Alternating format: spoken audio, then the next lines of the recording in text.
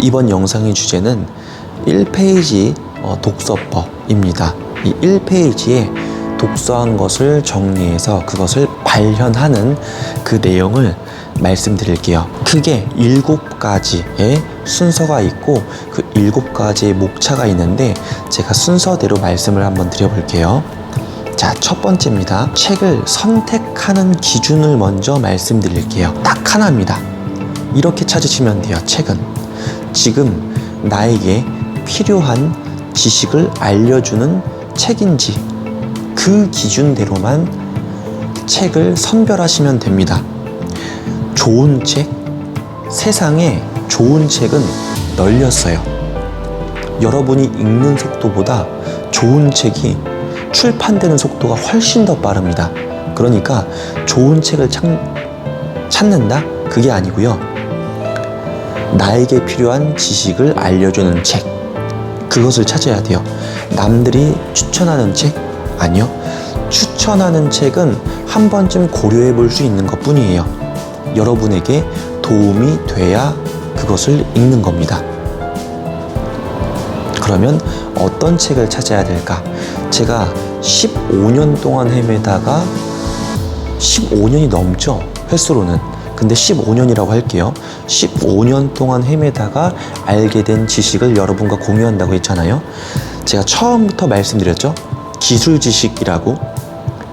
여러분이 그 책을 보면 여러분이 알고 싶어 했었던 그거를, 방법을 그대로 따라서 할 수 있는 책, 그게 기술 지식 책이라고 제가 말씀을 드렸습니다. 그 책을 찾으셔야 돼요. 아시겠죠? 여러분이 PPT를 배우고 싶어. 그러면 PPT를 하는 방법에 대해서 나온 책을 읽으셔야 된다는 거예요. 카페 장사를 하고 싶어. 카페 장사를 할 수 있는 그 기술 지식이 나온 책을 찾아서 읽으셔야 된다는 겁니다. 유튜브를 잘하고 싶다면 유튜브를 잘하는 법, 그 중에서도 유튜브 구독자 수를 빠르게 늘리는 법을 배우고 싶다? 그럼 그 검색 키워드와 맞물리는 기술 지식이 직접적으로 포함되어져 있는 그 영상을 보셔야 돼요. 자, 두 번째입니다. 그렇게 여러분에게 맞는 책을 찾으셨어요. 찾으셨다면 두 번째로는 그 책과 얘기하듯이, 논쟁하듯이 책을 읽으셔야 합니다. 강의도 마찬가지고요.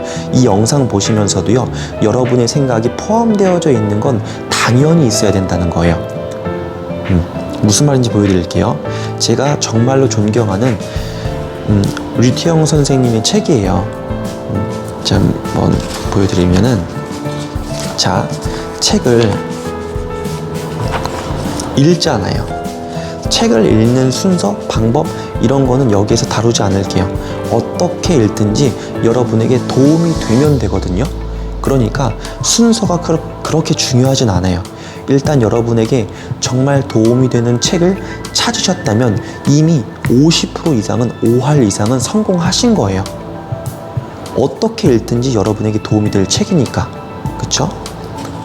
예를 들어서 자녀 교육, 어떻게 하면 내 아이에게 자녀 교육을 잘 할 수 있을까? 자녀 교육법에 대해서 찾았는데 이 책을 보니까 이 책은 정말 도움이 될 것 같다. 그래서 제가 선택을 했다는 생각으로 이제 두 번째 설명을 드려볼게요. 자, 이렇게 순서대로 읽고 목차도 읽잖아요. 목차도 읽고 여기에서 나에게 도움이 되는 내용을 찾아서 읽으셔도 돼요. 이걸 순서대로 다 읽으셔도 되고, 여러분에게 도움이 되는 영상을, 아니죠. 도움이 되는 목차를 딱 찾아서 읽으셔도 됩니다. 자, 볼게요. 여기 보면 신의 특별한 사랑, 장애 아동이라는 게 있는데, 저는 셋째 아이가 장애가 많이 심한 편이에요.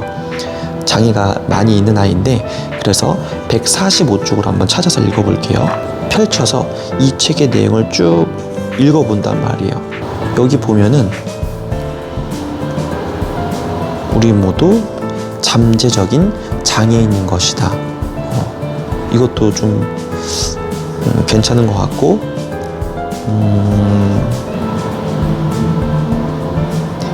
이런 식으로 동그라미를 치는 이유는 이걸 큰 묶음 덩어리로 보는 거예요.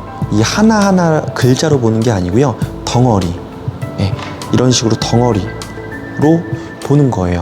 보면 한눈에 이 내용이 읽히거든요. 그럼 여기서 특별한 뜻으로 태어났다. 꿈 있는다. 이런 식으로 읽어 나가면 굉장히 쉽게 그 내용을 캐치할 수 있는데, 제가 말씀드리려고 하는 이 영상에서의 핵심 요지는 그게 아닙니다. 뭐냐면요, 이렇게 내용이 있잖아요. 그러면 여기에다가 내 생각을 기록하는 거예요. 네. 여기선 제가 뭐라고 적지는 않을게요. 여러분에게 설명을 하는 거니까. 왜 그러냐면요, 여러분이 책을 읽다 보면 여러분의 생각과 사고방식이나 마인드와는 좀 가치관과 다른 내용이 있을 수도 있거든요. 저는 영상을 볼 때도 그래요. 아무리 훌륭한 사람, 아무리 성공한 사람, 많이 알려진 인플루언서 상관없어요. 그 사람이 말하는 것 중에서 나의 생각과 다른 게 있다면 저는 생각을 해요. 저 사람이 저거는 아무리 좋은 취지로 말을 한다고 하지만 이건 조금 다르게 표현할 수 있지 않을까? 상대방에게 조금 더 부드럽게, 그리고 상대방을 설득시킬 수 있는 표현으로 말을 하면 더 좋지 않을까? 이런 식으로 생각을 하거든요. 뭐 TV든 유튜브 영상이든 또는 대화를 하면서도, 제가 누군가 사람과 대화를 하면서도 항상 그런 생각을 해요. 저만의 생각이 거기에 첨가가 된다는 거예요. 단순히 성공한 사람이 말했다고 해서 그 사람의 생각을 100% 받아들인다? 저는 그렇게 하지 않아요. 이건 여러분이 한번 곰곰이 생각을 해보세요. 셀 아빠라는 사람은 책을 읽을 때나 어떤 외부의 정보를 습득할 때 논쟁하듯이 정보를 분별해가지고 습득을 하고 거기에는 내 생각을 집어넣는구나. 이 부분을 한번 염두를 해주셨으면 좋겠습니다. 두 번째가 뭐냐면요, 논쟁한다입니다. 내 생각을 기록을 하는 거예요. 여기도 그렇고 여기도 그렇고. 예. 여기서 보면은 저도 처음에 제 아이가 장애 아이로 태어났을 때 참 마음이 아팠죠. 아버지로서, 아빠로서, 부모로서 제가 큰 잘못을 한 것 같기도 하고, 그리고 아이가 참 너무 밉기도 했어요. 솔직한 마음으로 이렇게 아이가 아프게 태어나서, 그것도 많이 아프게 태어나서 내 아내가 너무 고생을 많이 하는구나, 이런 생각도 많이 들었거든요. 원망도 들기도 하고. 그래서 그랬을 때 이런 것들을 보면 저처럼 당사자인 사람은 생각이 있을 수 있거든요. 여기에선 적지 않을게요. 예, 그래서 여기에 또 내 생각을 기록을 하는 거죠. 나는 어땠었고, 이런 좀 아이가 좀 밉게도 보이고, 그런데 보면 뭐 하나님의 영광을 드리기 위해서다. 이 분이 그 기독교이신 걸로 제가 알고 있어서 이런 내용이 들어가 있는 것 같아요.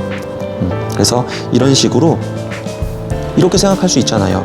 그 아이가 소경인 것은, 소경이 귀머거리를 말하는 거겠죠? 그것을 통해서 하나님의 영광을 드러내기 위해서다. 근데 다른 생각을 갖고 있는 사람도 있을 수 있잖아요. 이게 하나님의 생각이다? 그게 아니라 이것은 어쩔 수 없이 일어난 일이고 거기에 크게 의미 부여를 하는 게 의미가 있을까? 과연 그게 옳은 일일까? 이런 질문을 하고 여기에 나온 책과는 조금 다른 사고방식으로 접근을 할 수도 있겠죠. 그리고 반대되는 의견이나 반론을 제시할 수도 있을 거예요. 그런 것들을 솔직하게 쓰는 거예요. 쓰는 겁니다.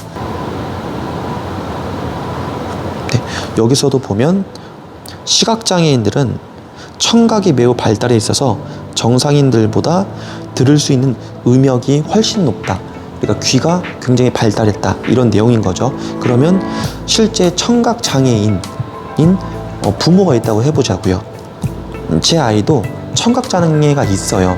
아예 못 듣진 않고 청력이 많이 약한 편에 속한다고 하더라고요. 그래서 보청기도 끼고 있고. 그런데 이 내용을 보고서 일반인들은 그냥 지나칠 수 있겠지만 부모인 제 입장에서는 한 번 더 제 생각이 첨가가 될 수 있겠죠.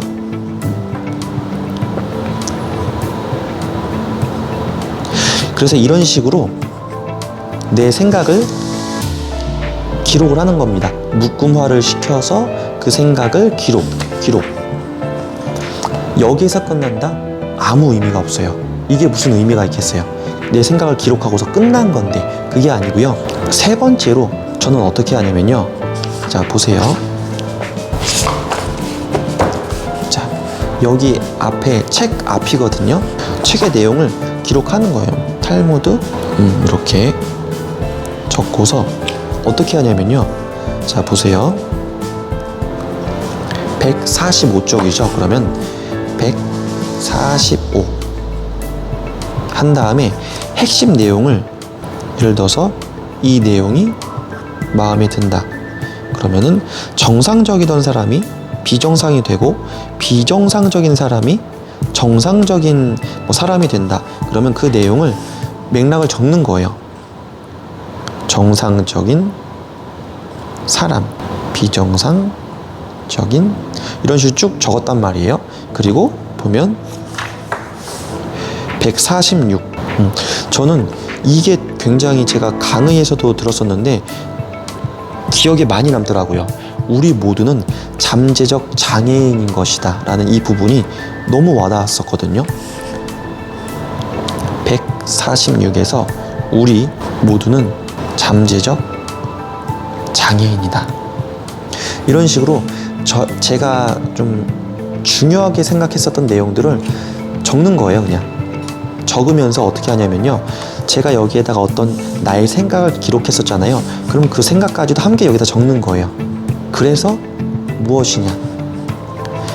현재 신체가 건강하다 해서 자만할 필요 없다. 또 다른 생각도 있을 수 있겠죠. 현재 건강 위해 매주 3회 수영하기, 이런 식으로 내 생각을 적을 수가 있겠죠. 이렇게 적는 게 중요하다고 제가 말씀드리는 게 뭐냐면, 책의 내용이 중요한 게 아니에요. 다시 말씀드리지만 여러분의 생각으로 정리한 게 중요한 거예요. 이거 여기에 나온 내용 아니잖아요. 제 생각으로 한 번 더 정리를 한 거잖아요. 이런 식으로 해서 항상 말씀드리지만 결론이 있어야 된다고 말씀드렸죠. 자, 보세요. 저는 이 책의 정말 극히 일부분만 읽었어요. 하지만 중요한 건 그게 아니라 세 번째가 맨 앞에 중요한 내용을 옮겨서 페이지까지 쉽게 찾을 수 있도록 적어놨죠. 그리고 네 번째가 내 생각으로 결론을 내야 한다는 거예요. 이게 네 번째예요. 이렇게 말할 수 있잖아요. 그래서 이 책의 내용이 어떤 거기 때문에 나는 여기에서 어떤 내용을 내가 받아들여서 내 자녀 양육에 사용하겠다, 활용하겠다, 이런 걸 쓰는 거예요. 어떤 식으로 쓰냐면 행동형으로 쓰는 거예요. 행동형. 액션형이라고 할까요? 똑같은 말인데, 그러니까 수동적이 아니라 능동적으로 쓰는 거예요. 여기 보면 제가 적어놨잖아요. 현재 건강을 위해서 내 아이들과 함께 주 3회 수영을 한다.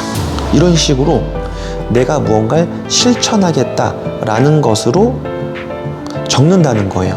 어쨌든 이 책을 통해서 무언가 실행을 해야 되잖아요. 그게 아니면 어떤 의미가 있을까요? 이걸 장난삼아 보는 게 아닌데. 그리고 제가 5번째 알려드리면, 이 책의 내용을 다 봐야 된다? 라는, 아니요. 다 읽는다는 그런 부담감을 갖지 마세요. 네. 왜 그러냐면요. 여러분, 처음부터 말씀드렸지만 나에게 도움이 되는 책을 찾는 게 가장 첫 번째였었잖아요. 그런 맥락과 똑같아요. 여기에 있는 이 두꺼운 책 내용이 여러분이 한 번에 읽고서 이거를 다 머릿속에 집어넣으실 수가 있나요? 아닐 거예요. 그렇죠? 특히나 책을 많이 읽는 사람이면 얼마나 많은 내용이 책 속에 포함되어져 있습니까? 그 책을 다 이해한다? 그 책을 다 가져간다? 욕심입니다. 예를 들어서 제가 다 읽은 것 중에서, 또는 내용들을 딱 봤는데 목차를 보니까 제가 아까 찾은 것처럼 이 장애와 관련된, 장애 아동과 관련된, 나는 지금 현재 이 내용만 배워서 내 삶에 써먹어도 충분히 이 책을 읽은 게 되는 겁니다. 이 책 내용 전부를 읽고서 사용하지 않는 사람보다 이 책 한 페이지, 두 페이지만 읽고서 이것을 사용한 제가 훨씬 더 책에 대한 도움을 많이 받고 잘 읽은 독서를 한 사람인 거예요. 여섯 번째는 실행하기입니다. 이 모든 일련의 것들을 한 이유가 뭡니까? 여러분, 활용하기 위해서잖아요. 사용하기 위해서잖아요. 단순히 마음의 위안을 얻기 위함인가요? 그렇다고 하면 제가 할 말은 없어요. 근데 그게 아닌 이상 저처럼 무조건 실용적인 것을 기준으로 생각하고 사고방식을 그렇게 사용하는 사람이라면 실행하셔야 되잖아요. 그렇죠? 여섯 번째는 이것을 토대로 결론을 냈으면 실행을 하는 것만 남았습니다. 네. 그리고 제가 마지막으로 일곱 번째가 뭐냐면 이 1페이지로 요약한 내용 있잖아요. 여기에서 중요한 내용 있잖아요. 이것을 잘라서 보관하시는 내용이에요. 이건 제가 나중에 더 디테일하게 다루겠지만 여기서는 그냥 이 내용을 그냥 버리는 게 아니라 이 책에다가 그냥 끼워놓고 마는 게 아니라 이것을 보관 바인더나 나의 다이어리에다가 철해 놓고서 이것을 언제든 다시 확인하고서 리마인드하고 사용할 수 있구나, 그렇게 생각을 하시면 되겠습니다. 간단하게나마 제가 말씀을 드렸는데 여러분에게 맞게 잘 활용하시고 무조건 제가 방금 말씀드린 이 내용 여러분이 1페이지로 요약해서 매뉴얼로 만드시길 추천드리겠습니다. 감사합니다. 저는 카이로스 시간사고법 카이로스 생산자 셀 아빠였습니다. 감사합니다.